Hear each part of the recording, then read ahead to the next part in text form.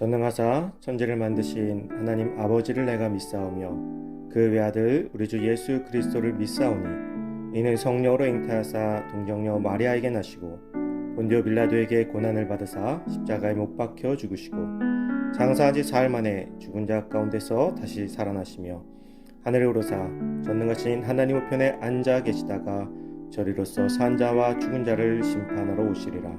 성령을 믿사오며 거룩한 공예와 성도가 서로 교통하는 것과 죄를 사하여 주시는 것과 몸이 다시 사는 것과 영원히 사는 것을 믿사옵나이다. 아멘.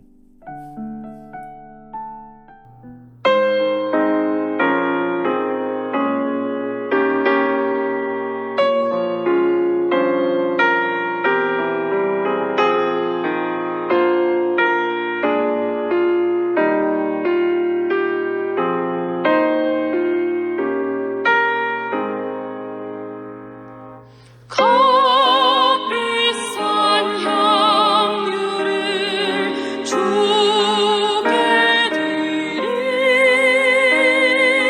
막달라 마리아 본받아서 향기로운 산재물 주님께 바치리.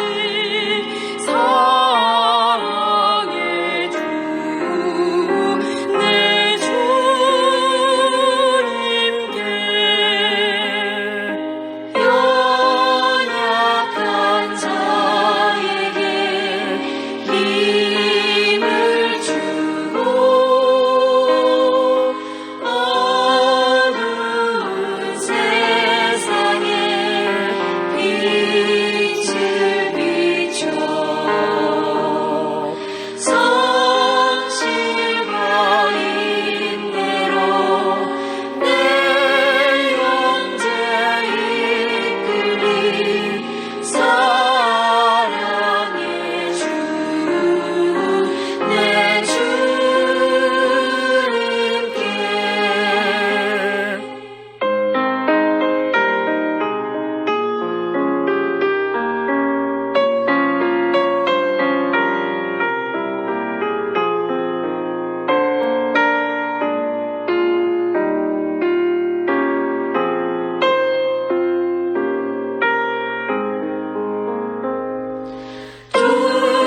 두려운 마음에 소망 주고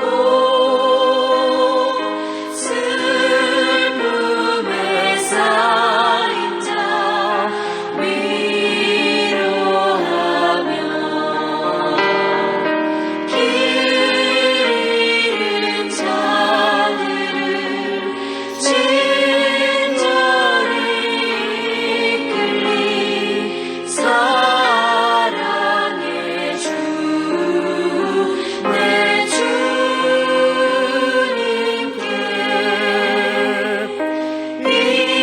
인생의 왕원이 기쁘어서 이 땅의 수고가 끝날 때에 주님을 섬기다 평안히 가리라. 사랑의 주 내 주님께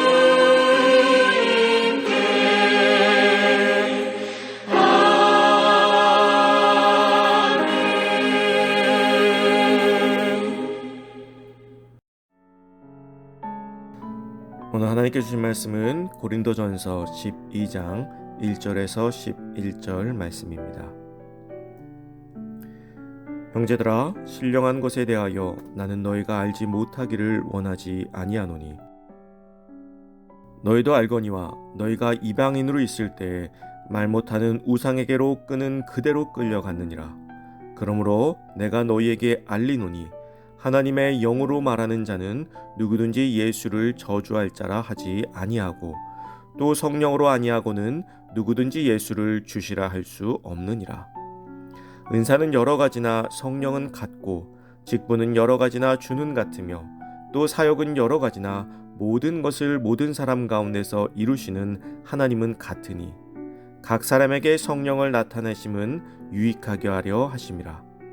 어떤 사람에게는 성령으로 말미암아 지혜의 말씀을, 어떤 사람에게는 같은 성령을 따라 지식의 말씀을, 어떤 사람에게는 같은 성령으로 믿음을, 어떤 사람에게는 한 성령으로 병 고치는 은사를, 어떤 사람에게는 능력 행함을, 어떤 사람에게는 예언함을, 어떤 사람에게는 영들 분별함을, 다른 사람에게는 각종 방언 말함을, 어떤 사람에게는 방언들 통역함을 주시나니 이 모든 일은 같은 한 성령이 행하사 그의 뜻대로 각 사람에게 나누어 주시는 것이니라. 아멘. 유익하게 하는 은사라는 제목으로 오늘 말씀 나누겠습니다. 고린도는 지중해의 교통 중심지였습니다. 그래서 많은 민족들이 어우러져 사는 곳이기도 했죠. 고린도인들은 격정적이면서도 감정적인 성격을 가지고 있었습니다. 그래서 다른 지역의 교회들보다 고린도 교회 성도들이 더 많은 성령의 은사를 받았다고 보기도 합니다. 고린도인들의 격정적인 성격은 고린도 교회 교인들에게서도 찾아볼 수 있습니다. 그들은 자기가 받은 성령의 은사들을 자랑하며 자신의 은사만이 최고라고 생각하였습니다. 그래서 고린도 교회에는 은사에 관련한 문제도 많이 있었습니다. 그래서 사도 바울은 은사의 다양성에 대해서 이야기를 하고 있습니다. 오늘날에도 많은 사람들이 성령을 받았다고 이야기합니다. 우리 주님은 지금도 살아 역사하는 분이시기에 언제 어디서나 성령의 역사가 일어나는 일은 너무나도 당연한 일입니다. 그러나 우리도 주의하지 않으면 고린도 교회처럼 성령의 은사가 오히려 무분별하게 사용되어 다른 사람들에게 상처를 줄 수 있음을 기억해야 합니다. 내가 받은 것이 정말 성령의 은사인가 아닌가를 면밀히 살펴보고 돌아보아야 합니다. 가끔 하나님께 기도해보고 응답을 받았다고 하면서 자신의 주장을 강하게 내세워 오히려 성도들에게 상처를 주거나 교회를 시끄럽게 하는 경우가 종종 있어 왔습니다.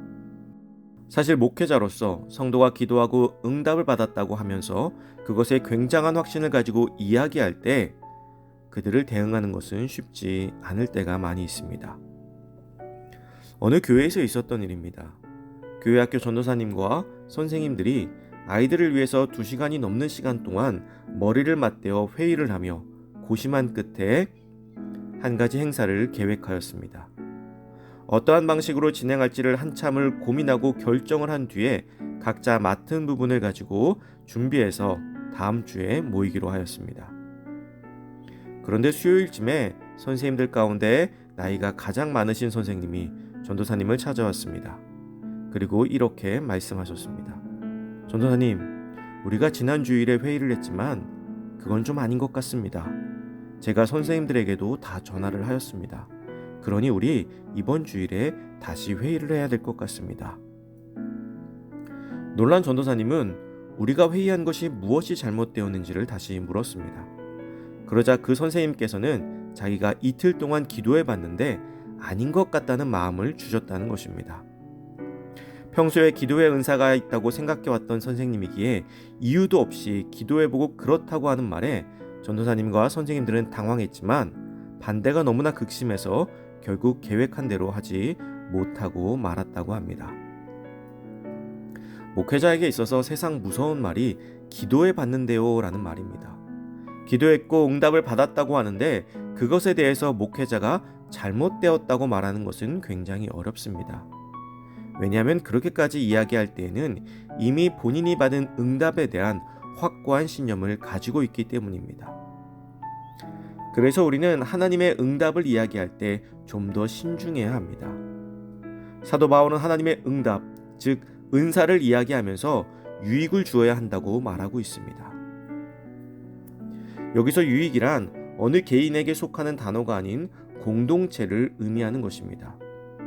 즉 내가 받은 은사는 나를 위해서 쓰이는 것이 아니라 전체의 유익을 위해서 쓰여야 한다는 것입니다.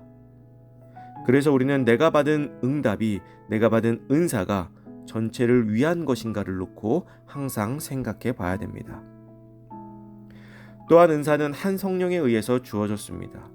고린도 교회는 9가지 다양한 은사를 이야기하고 있습니다. 하나하나가 다 소중한 은사들이죠. 그리고 이 은사들은 모두 한 분에게서 나온 것입니다. 즉, 누구의 은사가 더 크고 중요한 것이 아니라 공동체를 위해서 각자에게 역할을 분담하듯이 성령의 은사도 한 분께서 공동체에 필요한 은사를 나누어 주신 것이죠. 그래서 성령의 은사를 받은 성도들은 한 마음을 품어야 합니다. 우리의 몸은 머리의 명령을 받죠. 그런데 손과 발이 머리의 명령을 듣지 않고 서로 다른 이야기를 한다면 우리의 삶은 어떻게 되겠습니까? 성령의 은사는 한 지체만 생각하는 것이 아니라 전체를 생각해야 합니다. 그래서 교회 속에는 다양한 일꾼이 필요합니다. 교회에 갔는데 불편한 것이 보입니다. 그것을 이렇게 해서 해결을 하면 교회에 더 유익이 될 것 같습니다. 그게 보이는 것이 은사입니다. 불편을 말하기보단 내가 보인 것들을 스스로 해결하는 것이죠. 누군가에게는 안 보이는 것이 내게 보인다면 그것은 누군가를 비난하고 찾아가서 따질 일이 아니라 나에게 주어진 은사, 즉 내가 해야 할 일이라는 것입니다. 우리의 삶 속에서도 마찬가지입니다. 세상에 하찮은 은사, 내가 할 수 없는 은사는 없습니다. 공동체에 유익이 되는 것이라면 어디서나 섬김의 자세로 나아가시기 바랍니다. 공동체의 질서를 무너뜨리는 은사는 하나님께서 주신 은사가 아닙니다.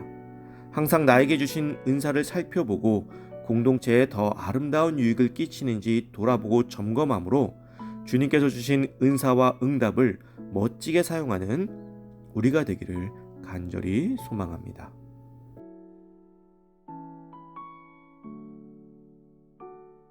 이 시간 함께 같은 제목으로 기도드리기를 원합니다. 첫째, 신앙으로 바로 서는 참된 그리스도인이 될 수 있도록 같이 한 마음으로 기도합시다. 둘째, 코로나19의 종교를 위해서 기도합시다.